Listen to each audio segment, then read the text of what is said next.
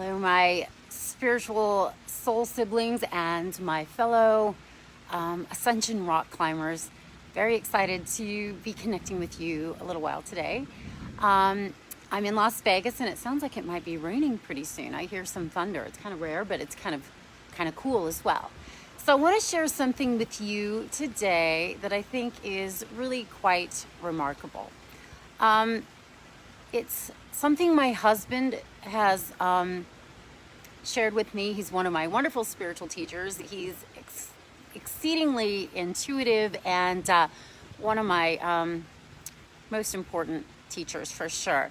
Hey Trisha, how are you? It's good to see you.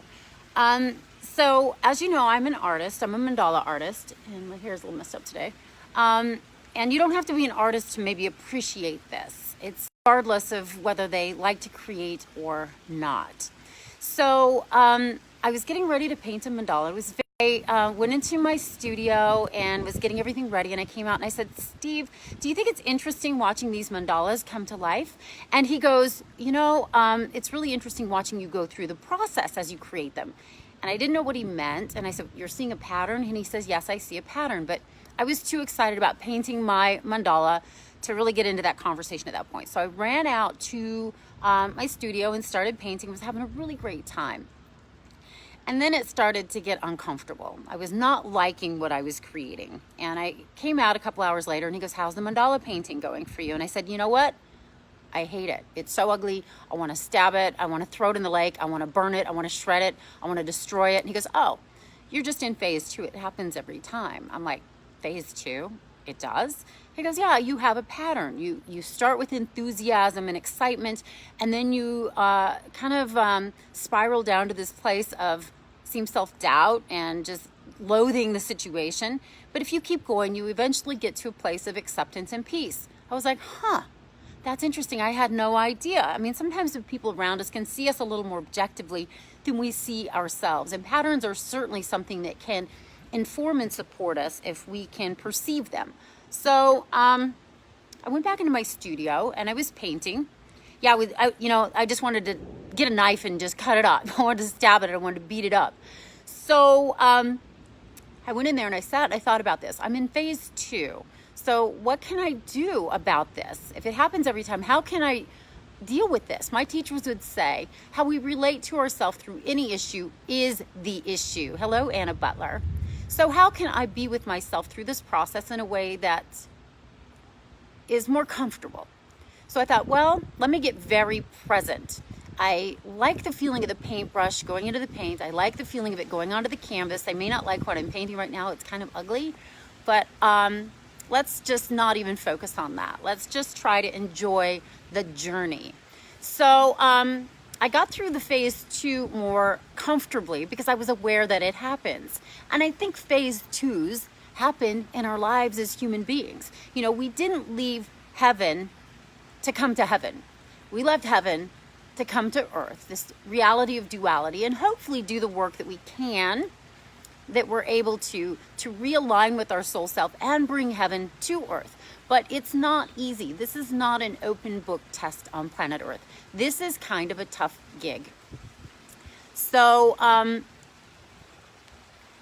I want to talk about some things we can do when we're in discomfort, when we're dealing with the bumps and bruises of journeying along this human adventure, when we're uncomfortable, when we're angry, when we're in anguish, when we're just hurting, when we're in pain.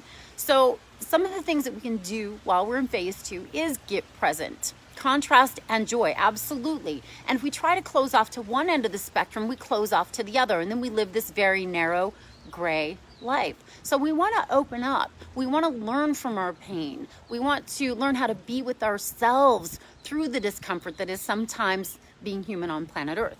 So getting present and trying to find something that you enjoy through the process. Again, for me, to use the analogy with the painting, I do enjoy the feeling of the paintbrush going into the paint and the feeling of it going onto the canvas. So if you're in phase 2, is there something you can focus on? Can you get really present that you enjoy? This can happen like when we're cleaning our closet. This can happen while we're cleaning the kitchen or doing the unfun things that we need to do in life. What can we do and focus on that is something that is enjoyable or that we can be grateful for? Yes, enjoy the journey.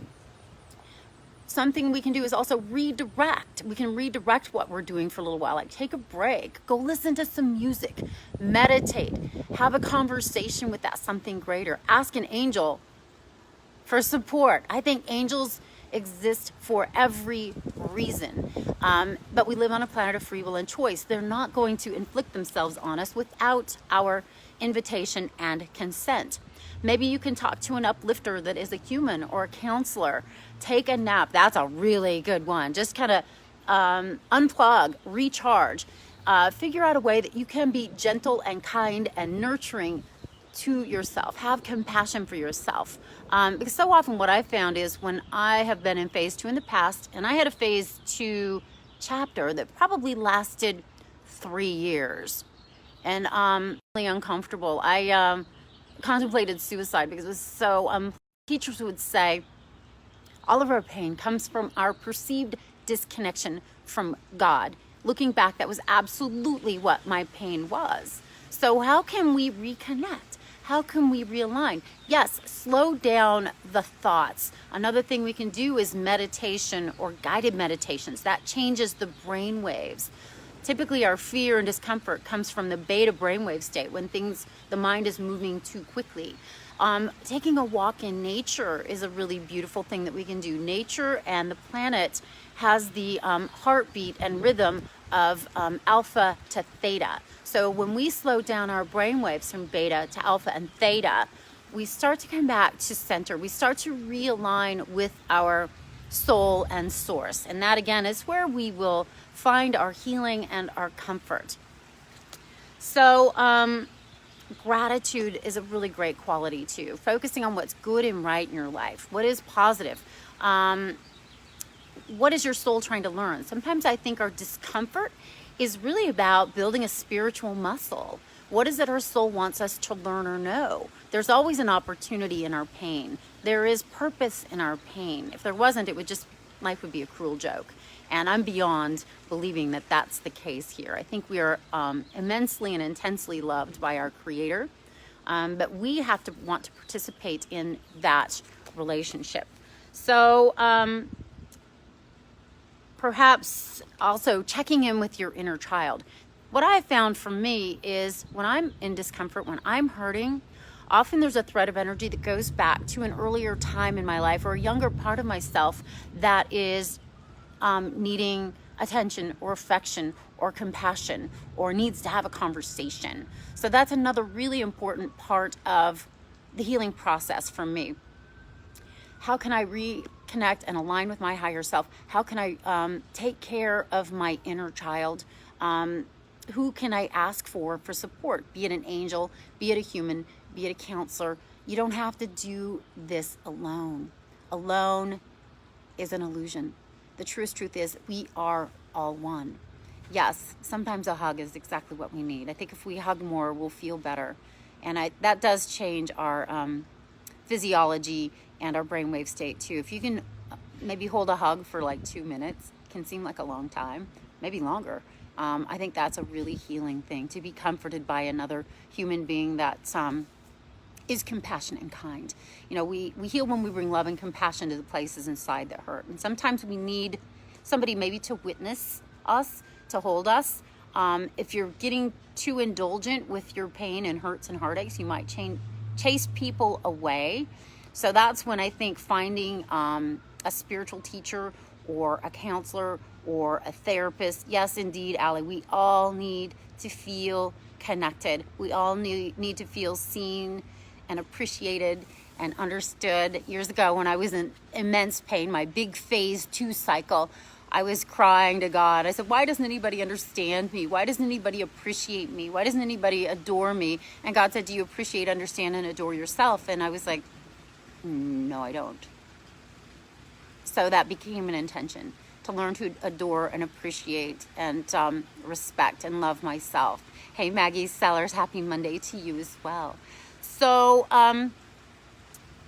as within, so without. If we want to learn to come into alignment with our higher self and soul self and source, we need to set that intention. And then I do believe when the student's ready, the teacher appears. So to keep your eyes, ears, heart open for the right books, the right teachers, the right counselors, the right friends. To me, this really is about a sacred journey, the journey of the hero coming back to a place of wholeness, bringing love and compassion to the places inside that hurt, reconnecting and re-engaging the younger self that has experienced drama and trauma and pain, realigning with our soul. And I really believe anything and everything that we want comes from that alignment with our higher self. As I look back, tune into the inner self, the higher self. It can be articulated in some different ways. And again, that's my intention, is to give whoever this resonates a language and analogies and tools to help them, because I know how much it hurts to hurt. I spent a lot of years in a lot of pain and struggled intensely with poverty and relationships with my physical health. And now that I've gathered the tools and done the healing work, I want to hold the hands and share the celebration with other people that, again, resonate with my way of thinking, teaching, being, and seeing. So I'm hoping that something I've shared here resonates for you, and that you can use some of the tools in this analogy. If you're having a phase 2 day, just to be able to say, you know what, it's a phase 2 day. It's temporary. What can I do to be kind to myself? What can I do to be nurturing and gentle with myself? How can I support myself? Who can I ask for support, be it God or the angels? I think I could use an umbrella for some support right now. It's starting to rain. That never happens. There's a little rainstorm coming in Vegas. This is really quite lovely. I love the rain. It's a phase 2 day in Las Vegas, I guess. Well, thank you, Trisha. I'm so glad you were able to spend some time with us here today. And I love your input. You're wise, wonderful, lovely teacher yourself. And it's an honor to be on this journey with you. So for my friends, be in touch if you would like a guided meditation, or again, these steps that I just shared with you that you can take to kind of bring yourself back into alignment and get past the phase 2 day and into phase 3 of acceptance and peace. Know that I'm holding you in my heart, my meditation, and my prayers, and would love to be in touch. TammyBPhD.com. And yes, pass this on to anyone that you think might enjoy it. And just know I love you, and I'm honored to connect with you, and I hope to hear from you. TammyBPhD@gmail.com, or go to my website for my guided meditation and my ebook. Be in touch, and I'll send you the list of things that you can do to take care of yourself and get yourself back on track and in alignment. So God bless you. Take good, gentle, loving, compassionate care of yourself. I adore you. The angels adore you. God adores you. And I'm so very grateful for your presence in my life. Onward and upward. I love you. Bye for now.